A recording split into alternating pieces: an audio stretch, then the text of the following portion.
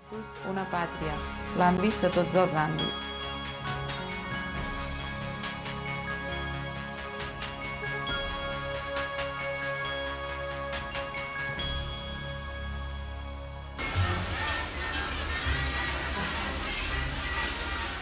Què era i en què consistia la dansa d'Arenys de Munt? És un tipus de dansa dels anomenats balls de plaça que solien formar part de celebracions molt senyalades, com ara la festa major o altres festes amb ballades col·lectives a les darreries del segle XIX. Els músics solien interpretar les mateixes tonades als pobles on anaven i a cada localitat els balladors, a partir d'unes figures determinades, dansaven com més els agradava.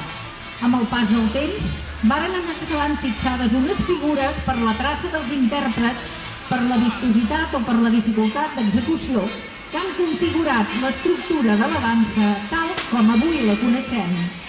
De fet, ha quedat com una dansa viva, oberta, d'execució molt senzilla.